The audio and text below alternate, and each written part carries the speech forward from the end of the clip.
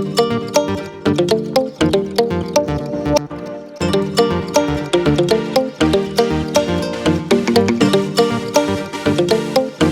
Everyone, welcome back to my YouTube channel. আজ হলো 15th November আর আজকে আমরা যাব, মানে আমি আর নির্মল যাব চাকদার বিরিয়ানি প্লাজাতে। অনেক দিন ধরে ভাবছিলাম আমরা যাব, কিন্তু যাওয়াই হচ্ছিল না। এই রবিবারও যাওয়ার কথা ছিল, কিন্তু সেদিন আমিই যাইনি। নির্মল অনেকবার বলছিল যাওয়ার কথা, তো সেদিন বলেছিলাম যে আজকে যাব, কারণ এমনিতেও আজকে নির্মলের অফিসে ছুটি আছে। তো তোমরা ব্লগটা দেখতে থাকো, আশা করছি তোমাদের আজকের এই ব্লগটা দেখতে অনেক ভালো লাগবে। এখন বাজে 12টা 15, আমাদের বেরোতে বেরোতে 1:30-2টো তো বেজে যাবেই, কারণ নির্মল বনগায় আসছে এখন, ওর গাড়ি সার্ভিসিং করাবে, তারপরে আমরা যাব। আর গাড়ি সার্ভিসিং করাতে তো বেশ অনেকটাই সময় লাগবে, আর এর মধ্যে আমি ধীরে সুস্থে রেডিও হয়ে যাব। তো এখন গিয়ে আগে আমি স্নানটা করে নেব, স্নান করে এসে তারপর তোমাদের সাথে আবার কথা হচ্ছে। নির্মল এসে এই যে দুটো হেলমেট রেখে গেল, আর এর মধ্যে রয়েছে ধানের শীষ আর ইঁদুরের মাটি। কালকের থেকে আমাদের ঋতু পুজো শুরু হবে, এইগুলো লাগে, তো মাকে বলেছিলাম পাঠিয়ে দিতে, তো মা এর মধ্যে সেগুলোই পাঠিয়েছে। আরও একটা জিনিস আছে, দাঁড়াও তোমাদেরকে দেখাচ্ছি। জিনিসটা হলো এইটা, সকালে ফোন করেছিলাম, তো মাকে বলছে কী করছো, তো মা বলছে রান্না করছে। তাহলে কী রান্না করছো, তা আমাকে তখন বলেনি, বললো সারপ্রাইজ। তো এটার মধ্যে সেই সারপ্রাইজটা রয়েছে, চলো তোমাদেরকে খুলেও দেখায় আর আমিও নিজেও দেখি। বাবা কি গরম! বিরিয়ানি, মায়ের হাতের বিরিয়ানি। মা দারুণ বিরিয়ানি রান্না করে, এরও আগে মা একবার আমার জন্য বিরিয়ানি করে পাঠিয়েছিল। এত টেস্টি হয় কি বলবো তোমাদেরকে, দারুণ করে। কিন্তু এটা এখন খাবো না, কারণ এটা যদি এখন খেয়ে নিই তাহলে ওখানে গিয়ে আমি আর বিরিয়ানি খেতে পারবো না, এটা রাতে খাবো। আর এখন গিয়ে স্নান করে নেবো, অনেক বেজে গেছে, ওইদিকে না হলে ওইটা বকবক করা শুরু করে দেবে। তো স্নান করে এসে তারপর তোমাদের সাথে কথা হচ্ছে। আমার স্নান করা হয়ে গেছে, চলো তোমাদেরকে আজকের আউটফিটটা আমি দেখিয়ে দিই কি পরবো। আজকে আমি পরবো এই টপটা আমার একদম পুরো নতুন, কিন্তু অনেক বছরের, গুনে গুনে দুবারই পরেছি আমি। আর তার সাথে এই বেজ কালারের জিন্সটা। তো এখন ফটাফট আগে রেডি হয়ে নেব। আমি রেডি হয়ে গেছি, এই লুকটার full get ready with me video বানিয়েছি। আজকে অনেক মাস পর গেট রেডি ভিডিও বানালাম, আমাকে কেমন লাগছে অবশ্যই কিন্তু তোমরা কমেন্ট করে জানিও। এখন বাজে 2:10, আমরা এখনও বেরোতে পারিনি। নির্মলকে ফোন করলাম, বললো এখনও 15-20 মিনিট তো লাগবেই। তো আমার মনে হয় না আমরা 2:30-3টের আগে বেরোতে পারবো। তো এখন ফোনটা একটু চার্জে দেবো, গেট রেডি ভিডিও বানাতে গিয়ে হাফ চার্জ আমার শেষই হয়ে গেছে। তো এখন ফোনটা একটু চার্জে দেবো।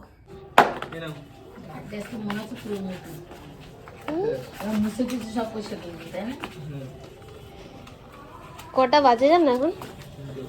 3টের বেশি বাজে, 3টে বাজে বলছো।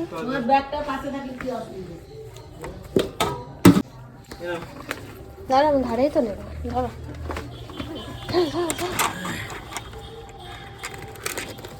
পরবো কি করে? কাপড় দাও একটা। কি করবো? দাও। কি করবো? দাও একটা কাপড়। কানে যদি লাগে আমার। কানে খুলতে বলেছে এক পাশে। হাত মুছবো না না। কেমন লাগছে আমাকে? ঢিলা করে তো। ঠিক আছে না, উপরে তুলে দাও।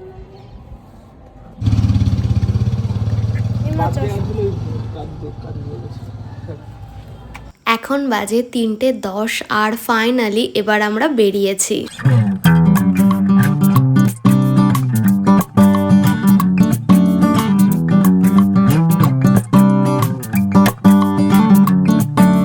আমার চাকদা রোড দিয়ে বাইকে করে যেতে ভীষণই ভালো লাগে, আর আজকে চাকদা রোডটা একদমই ফাঁকা ছিল, এর জন্য আমরা অনেক তাড়াতাড়ি চাকদায় চলে এসেছি। এখন পুরো কারেক্ট 3:45 বাজে, আর আমরা বিরিয়ানি প্লাজার সামনে চলেও এসেছি। চাকদাতে দুটো বিরিয়ানি প্লাজা আছে, একটাই শুধু বিরিয়ানি আর চিকেন চাপ পাওয়া যায়, আমি সেটাই জানি। আর একটা নতুন মাল্টি কিউজিন রেস্টুরেন্ট হয়েছে, তো আমরা নতুনটাতে এসেছি। সিঁড়ি দিয়ে উঠতেই পাশেই সৌরভ গাঙ্গুলির ছবি দেওয়া ছিল, আরও অনেকের রেস্টুরেন্টের ভিতর ছবি দেওয়া ছিল, যেগুলোর ভিডিও আর করা হয়নি।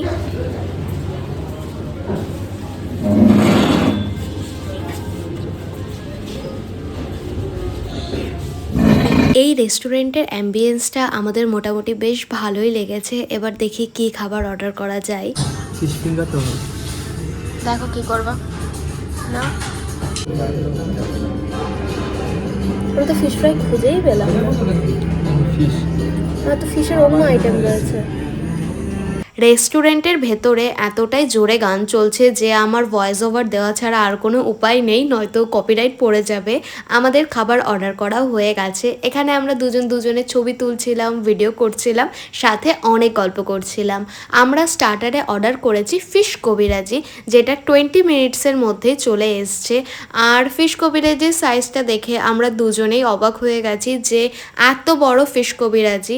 এর আগে এই রকম বড় সাইজের ফিশ কবিরাজি আমি কোথাও দেখিনি। কেউ যদি দুজনের জন্য দুটো ফিশ কবিরাজি অর্ডার করে দেয় তো এটা পুরো একা খাওয়ার পর সে পরে কিছুই আর খেতে পারবে না। ফিশ কবিরাজির সাথে স্যালাড আর কাসুন্দি দিয়েছে। চলো এবার টেস্ট করে দেখি কেমন খেতে। সত্যি বলছি, ফিশ কবিরাজিটা দারুণ খেতে। প্রথমত ভেটকি মাছেরই ফিশ কবিরাজি, মাছটাও পুরো ফ্রেশ আর বাইরের কোটিংটাও একদমই পাতলা।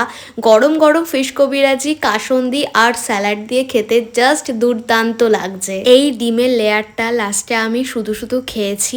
আর নির্মলেরও ফিশ কবিরাজিটা খুব ভালো লেগেছে। তো আমি তোমাদেরকে হাইলি রেকমেন্ড করব যে তোমরা এরপর চাকদার বিরিয়ানি প্লাজাতে আসলে ডেফিনেটলি ফিশ কবিরাজিটা ট্রাই করো। আমরা মাটন বিরিয়ানি অর্ডার করেছি। ফিশ কবিরাজিটা আমাদের খাওয়া শেষ হলে কিছুক্ষণের মধ্যে মাটন বিরিয়ানিও দিয়ে দিয়েছে। মাটন বিরিয়ানির মাটনের সাইজটা তো বড়, 250 গ্রামের মাটন। আলুর সাইজটাও ভালোই বড়। আর মাটনের সাথে আমার ঠিক ডিমটা খেতে ভালো লাগে না, এর জন্য আমরা দুজন আর ডিম নিইনি। বিরিয়ানির সাথেও গ্রিন চাটনি দিয়েছে। আমাদের দুজনেরই মাটন বিরিয়ানিটা খেতে ভীষণই ভালো লেগেছে। আমার আবার বেশি মশলা বা অত্যাধিক স্মেল দেওয়া বিরিয়ানি খেতে ভালো লাগে না, কিন্তু এই বিরিয়ানিটা একদমই পারফেক্ট। আর এই স্বভাবটা আমাদের দুজনের একদম প্রথম থেকে আছে যে যাই খাই না কেন দুজনকে 2 বার হোক 4 বার হোক খাইয়ে দেবই। আমার তো মাটনের তেলে মানে ছিনার পিস খেতে ভীষণই ভালো লাগে, আর সেরকমই একটা পিস পড়েছে। কিন্তু ওর আবার বেশি তেলে মাংস ভালো লাগে না। তোমাদের মাটনের কোন পিসটা ভালো লাগে কমেন্ট করে জানিও। করো এবার ফুড ব্লগ করো। ওটাতে একটু স্মেল আছে। একটু চাটনিটা নিয়ে একটু ট্রাই করে দেখি। আচ্ছা, চাটনি নাও। চাটনিটাও দারুণ সঙ্গে মটর মটন তুলতুলে অরিজিনাল ভেজি। দিয়ে দেবো ব্লগে? হ্যাঁ দেবো, তো আমি দেবোই। স্নেহা খেতে পারলো না, আচ্ছা ফিশ কবিরাজি খেয়ে ও নিয়ে যাচ্ছে বাড়িতে। এতটাই তাই অনেকটাই দিয়েছে আজ। আচ্ছা, আজ বলতে কি ফার্স্ট টাইম আমরা তুমি এত সুন্দর এখানে। ব্লগ করো তো এবার তোমাকে একটা চ্যানেল খুলে দিতে হবে।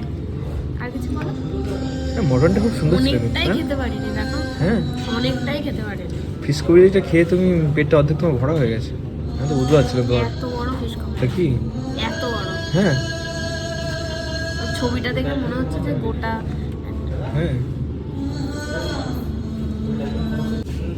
কি কতটা পুরো ভরেই গেছে। তুমি খেয়েছো কোথায় তাহলে?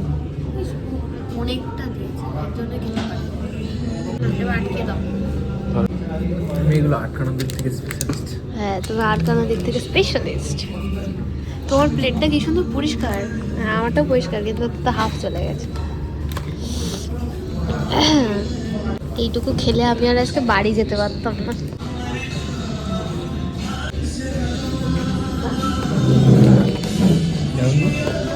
বাইরে সন্ধ্যা হয়ে গেছে, তাহলে আমাদের গঙ্গার ঘাটে হ্যাঁ 2টোর মধ্যে বেরিয়ে যাব। 2টোর মধ্যে বেরিয়ে যাব, 3:30 4টার মধ্যে খাওয়া যাবে, তারপরে আমরা গঙ্গার ঘাটে যাব।